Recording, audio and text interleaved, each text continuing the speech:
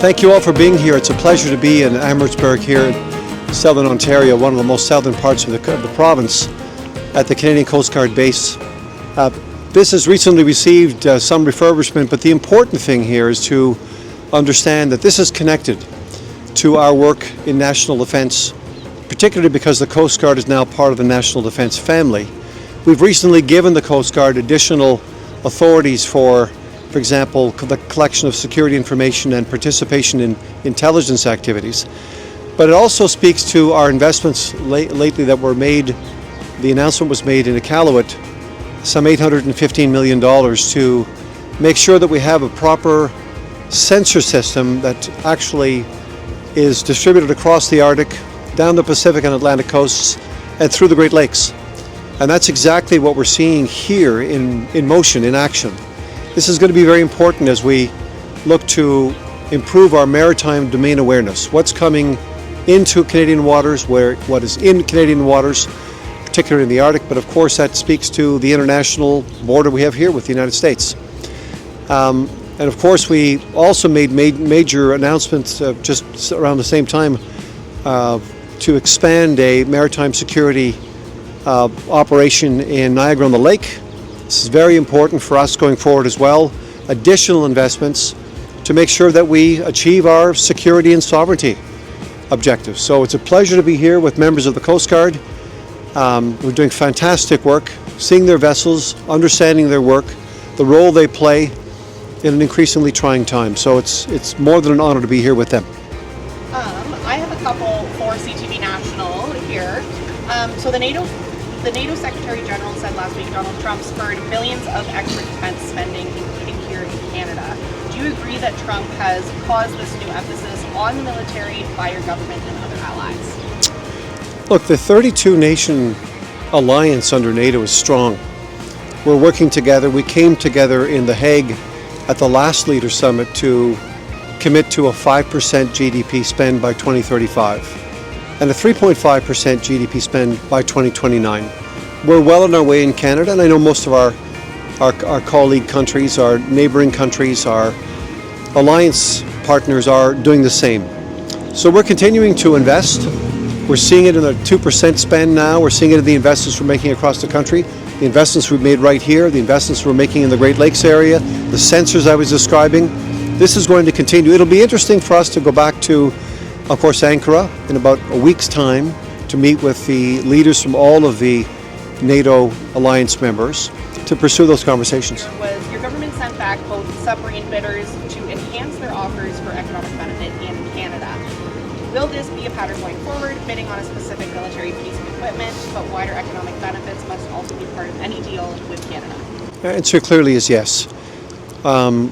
With the procurement for the submarine fleet, we did something very unusual. Usually, when we start with 5 bidders, as we did, it takes 3 years to down select to 2, a final 2. Instead, we down selected in about 6 months.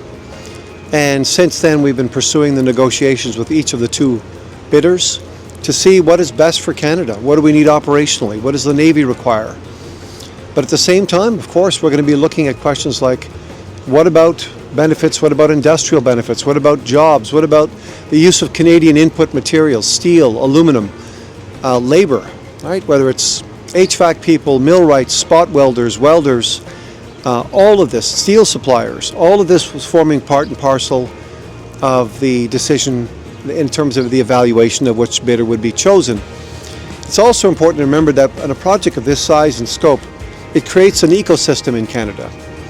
It has a knock-on effect for companies right here in this greater Windsor area, where we have so many incredibly talented engineering, tool and die companies that can participate in this kind of contract. So I know both bidders have reached out to many suppliers in Canada for a supply chain which reaches deep into the Canadian economy, because this is about creating jobs. It's about giving our Canadian Armed Forces what they need under our defense industrial strategy, but at the same time giving rise to more activity in our 600 existing companies and more to come, 82,000 employees in the defense sector. So we're moving forward. It's an example of what we can do when we are disciplined, when we move quickly and efficiently, and that's exactly why we stood up a separate and independent procurement agency. What has been the most valuable piece of information that you've learned here in Amherstburg? What has been your favorite part of coming here? Well, Amherstburg is a beautiful part of Canada, a beautiful part of Ontario.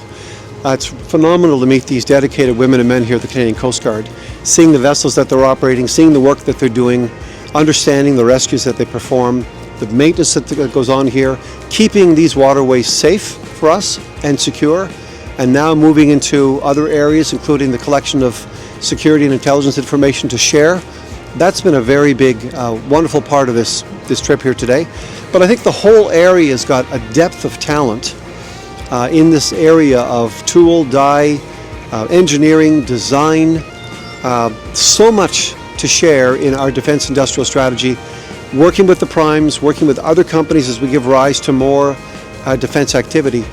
But I think of all the things, I'm just incredibly proud to be the minister of these folks here that are standing with me for the work that they do, and Canadians should be equally as proud. Can you elaborate on what you learned there and the purpose of your visit and the message you have to share? Well, the purpose there was to meet with well over 200 individuals, mostly from the private sector, but also from the Trade Association and the Windsor City Council, the mayor, elected folks.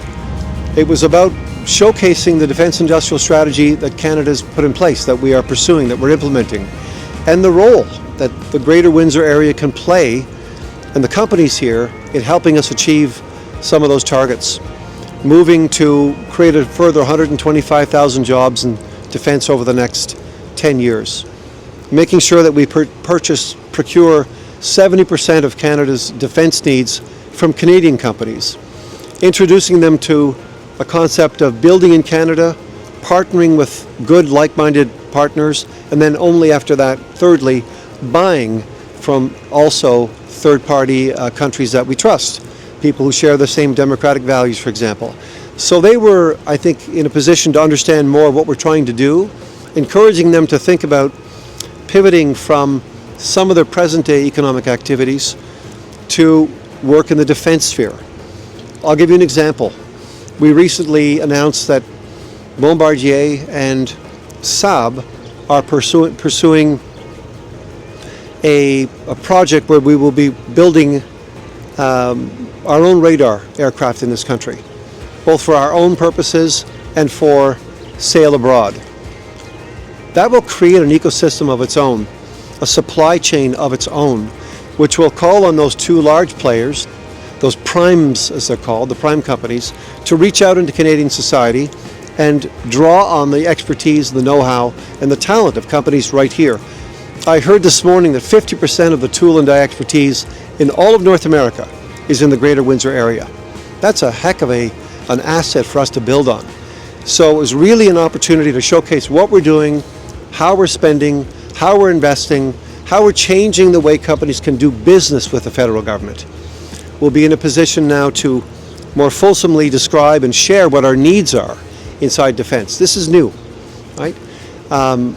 So as a result of that, companies can position themselves, retool, they can pivot, they can target new client bases, including some of the big prime companies, like General Dynamic Land Systems in London, Ontario, which has another, roughly, if I recall, 300 companies working for them as suppliers in the supply chain. So all of this was explained, wanted to lay it out for folks. This is an important part of Canada's industrial heartland. It always has been. This is the time for us to pivot. We're hoping that companies will step up and join us. How were you received overall? Did you leave with some optimism that they will? I thought we were very well received, very graciously, very people were showing great interest in all of this new change, these investments, understanding that this is a huge opportunity, not only domestically, but we explained to them what was going on with our arrangement in the European Union, which is a massive defense spend opportunity for us to tap into. We're the only non-European Union nation to be admitted into what's called the SAFE program, where we're allowed now, our companies are allowed to participate by supplying goods and services in the defense sphere to European countries. And as a result of that, people were quite astonished to learn that by the end of this decade, on an annual basis, Europe will be spending on an annual basis somewhere between 800 billion and 1.2 trillion Canadian dollars a year on defense. That is an enormous marketplace that we can tap into. I guess the other message we left folks considering something that we as a government profoundly believe, the Prime Minister does, I do. We're convinced Canadian companies can compete and Canadian companies can win all over the world. They can do lots of work for us here as we build up our own sovereign capabilities, our own internal abilities inside Canada, but they can also do very well with the international opportunities in the European Union, in the United States, and elsewhere around the world. Thank you very much. Merci beaucoup.